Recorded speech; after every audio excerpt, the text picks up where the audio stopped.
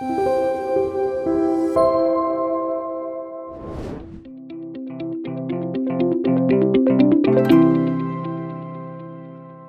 신앙의 토대공사 이렇게 하면 된다. 4부까지 마치고 오늘은 벌써 5부에 들어갈 시간입니다. 우리는 1부에서 그리스도 안에 우리에게 일어난 새로운 변화에 대해서 살펴보았고요. 또 2부에서는 그리스도 안에서 누리는, 하나님 안에서 누리는 그 풍성한 삶에 대해서 또 살펴보았습니다. 3부에서는 그리스도 안에서 발견하는 건강한 자기사랑에 대해서 또 배웠고요.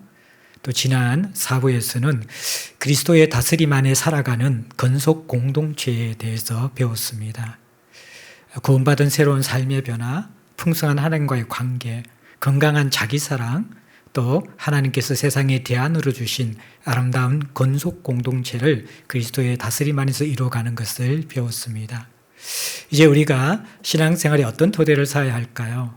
5부에서는 이제 세상으로 파송되는 우리의 모습을 살펴보기를 원합니다.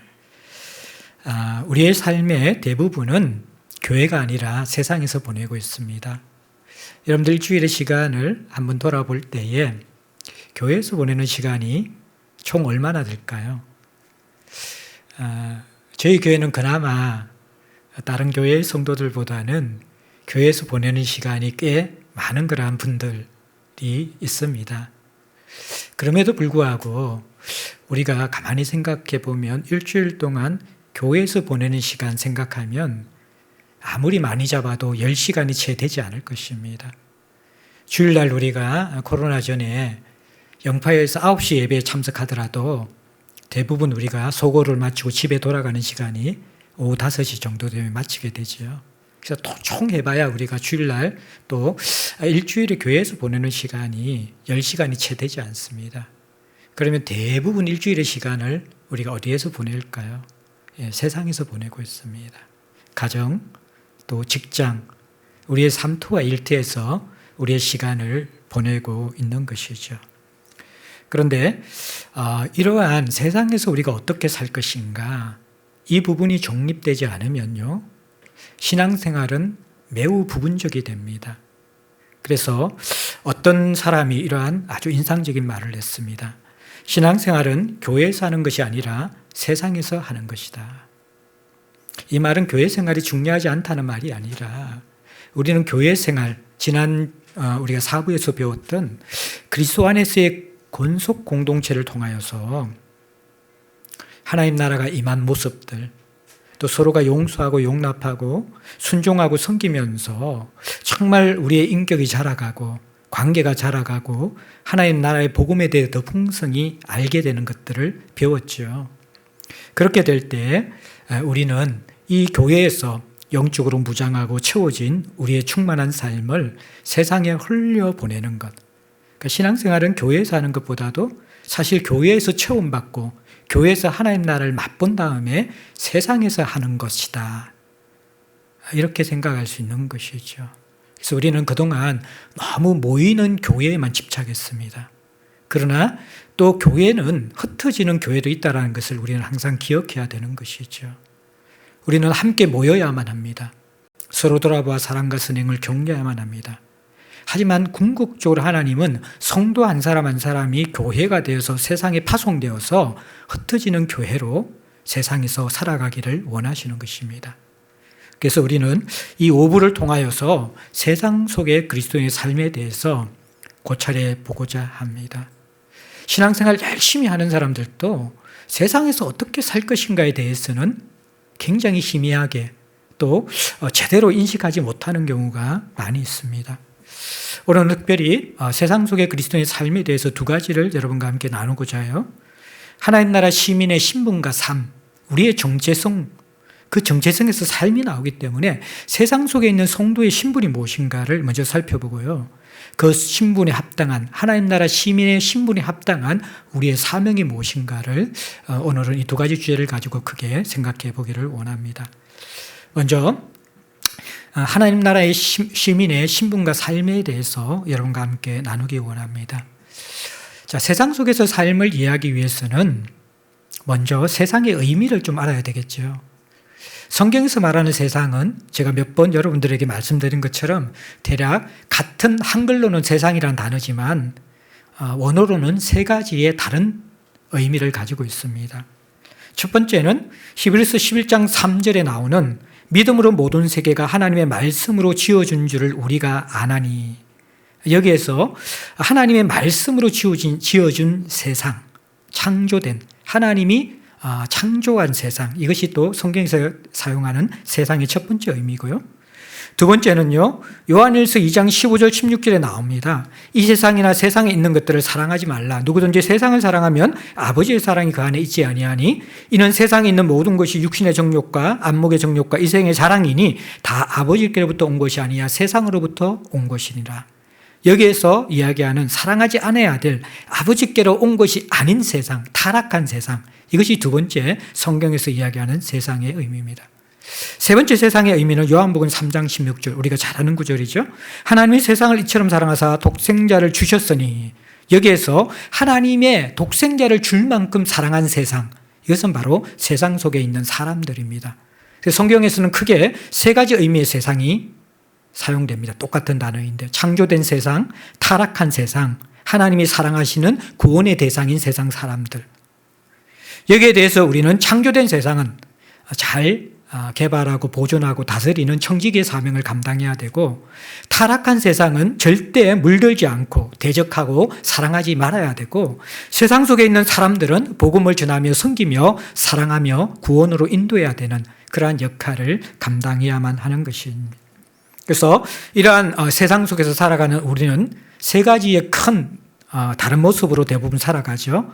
하나는 세상과 타협하는 모습, 세상을 닮아서 동화되는 모습이고요.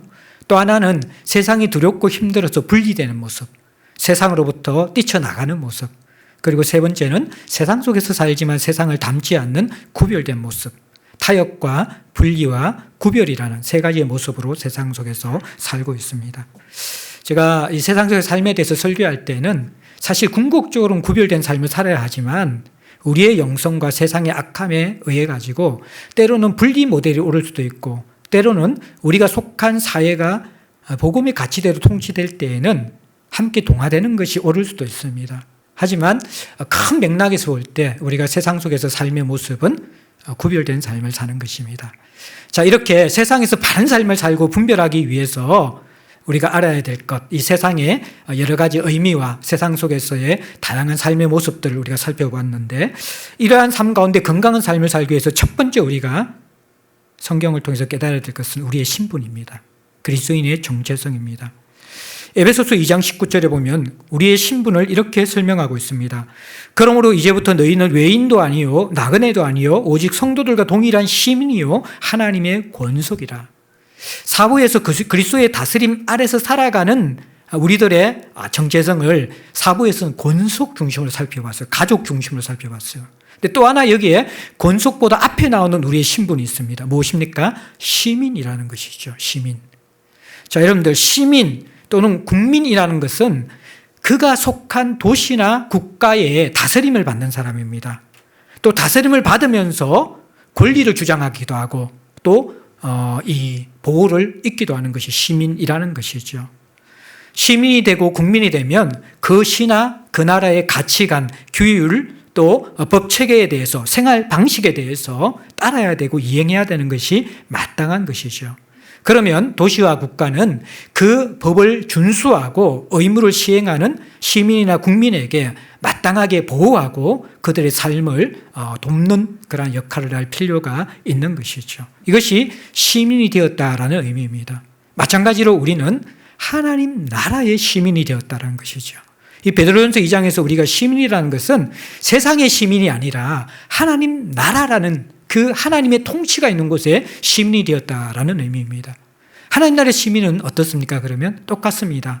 하나님 나라 시민으로서 하나님 나라의 가치체계와 생활 방식과 하나님 나라의 법체계를 따를 의무가 있다는 것입니다. 그러면 하나님은 이 하나님 나라의 시민으로서 하나님의 가치체계와 법체계를 따라서 의무를 준수하는 하나님 나라 시민에게 어떻게 대우해 주십니까? 보호하고 보살펴 주시고 채워주시고 인도하시는 것, 그것이 바로 하나님께서 하시는 일이라는 것입니다. 그래서 베드로는 우리가 세상 속에서 삶을 살기 위해서 꼭 필요한 정체성이 하나님 나라의 시민이다. 그럼 시민이라고 딱 떠올릴 때 두 가지를 인식해야 된다. 아, 하나님 나라의 가치체계, 왕이신 하나님의 다스림을 받아야 되는구나. 이게 시민의 첫 번째 굉장히 중요한 삶의 모습이라는 거예요. 그러면 하나님은 그 다스림을 받는 자에게, 다스림 안에 들어오는 자들에게 하나님 나라의 수많은 아름다운 것을 누리게 하고 보호해 주시고 인도해 주시고 채워주시는 그러한 은혜를 주신다는 것. 이것이 우리가 하나님 나라의 시민이 되었다라는 것입니다. 여러분 어때요? 여러분들 이런 의미에서 여러분 정체성이 분명합니까? 일반 세상 속에서, 우리의 수많은 시간을 보내는 세상 속에서 하나님의 다스림과 가치체계와 법체계에 대해서 순종하지 않는다면 우리는 시민의 정체성이 없는 사람이에요. 하나님 나라의 시민이라는 정체성을 잃어버린 사람이라는 것이죠. 교회 안에서 예배 드릴 때만이 하나님의 자녀이고 세상에 살아갈 때에는 세상의 가치체계와 삶의 방식과 세상에서 요구하는 것을 따라서 순응하며 살아간다면 그 사람은 하나님 나라의 시민이 아니라 이 세상의 시민이라는 그 정체성만 가지고 있다는 거예요. 성도는 이중국적자거든요. 우선적인 정체성은 하나님 나라의 시민입니다. 그렇다면 우리가 세상 속에서 살더라도 우리의 통치와 우리의 다스림은 어디에서 찾아야 한다는 것입니까? 주인이신 하나님 안에서, 그분이 가르치는 말씀 안에서, 그 가치체계 안에서 우리의 삶을 찾는 것이 마땅하다. 이것이 하나님 나라의 시민이 되었다라는 거예요.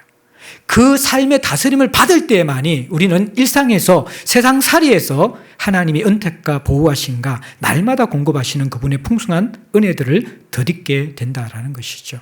이것을 놓치게 되면 세상의 삶은 세상 사람같이 똑같이 살아가고 주일날만 종교 흉내를 내는 종교인의 삶을 살아간다는 것이죠. 우리는 하나님 나라의 시민이라는 정체성을 분명히 해야지 세상에서 제대로 된 모습으로 살아갈 수 있습니다. 그런데 참 우리가 하나님 나라의 시민으로서 이 세상에 살아가는데 어려움이 있습니다. 왜냐하면 우리는 이 땅에서 하나님 나라의 시민으로 살아가는데 아직 이 땅에 하나님 나라가 온전하게 완성되지 않았기 때문입니다. 하나님 나라가 이미 임했지만 하나님 나라가 완전히 임하지 않았습니다. 그래서 이것을 already not yet이라고 이야기하죠. 이미 하나님 나라가 임했지만 아직 완전하게 임하지 않았다. 중간기의 하나님 나라 시대를 살고 있다는 거예요. 그래서 우리는 이 땅에서 어떻게 보면 하나님 나라의 다스림이 선명하지 않을 수가 있어요. 하나님 나라의 드러남이 선명하지 않을 수 있다는 거예요. 왜입니까? 중간기에 있기 때문입니다. 아직 완전하게 완성되지 않았기 때문입니다. 예수님은 초림하셔서 깨어지고 망가진 세상을 궁극적으로 치유하기 위해서 십자가의 구속사건, 십자가의 죽으심을 통해서 하나님 나라를 시작하셨습니다. 그러나 이 땅은 아직까지 완전한 하나님 나라가 되지 않았습니다. 여전히 사단이 지배하는 죄의 영향력, 악의 영향력, 깨어진 모습들, 파괴된 모습들, 분열된 모습들이 세상에 녹아 있다라는 것입니다. 그래서 우리는 이 세상에서 살아갈 때 빌립보서 3장 20절, 21절 말씀을 분명히 기억해야만 합니다. 우리의 시민권은 하늘에 있는지나 거기로부터 구원하는 자 곧 주 예수 그리스도를 기다리노니. 기다린다라는 거예요.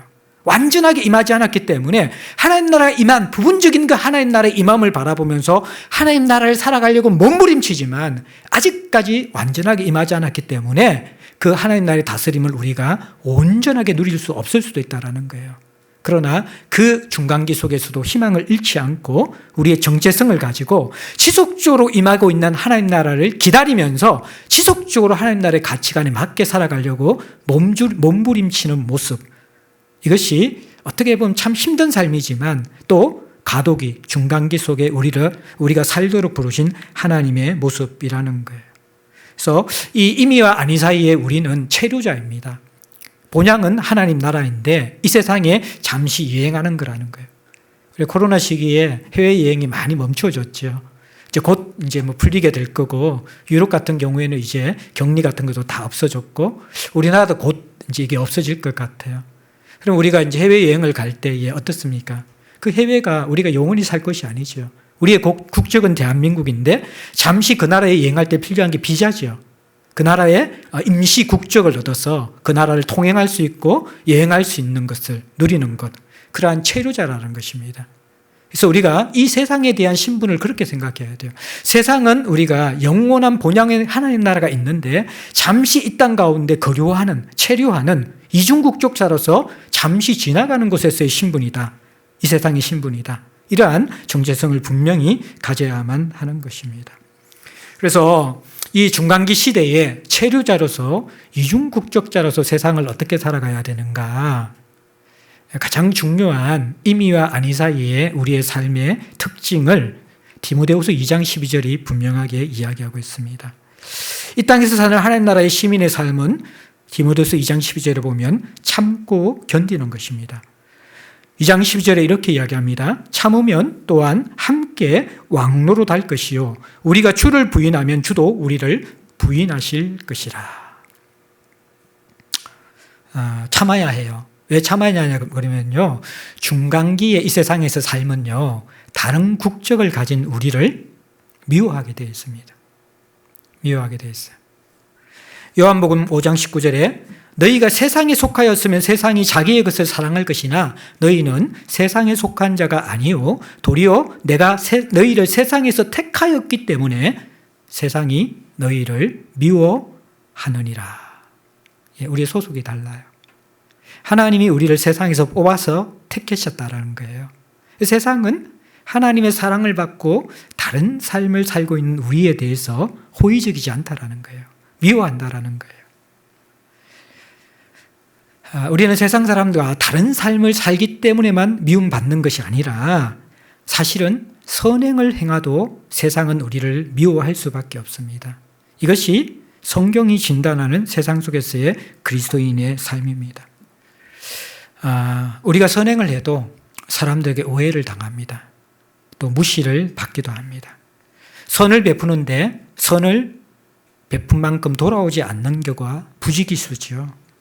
오히려 우리는 바보 같은 사람으로 인식되어서 세상 사람들에게 더 쉽게 이용당하고 배신당하는 것, 그것이 흔하게 되는 것, 그것이 중간기에서 우리가 하나님 나라의 가치를 붙들고 살아갈 때에 우리가 당하는 것입니다.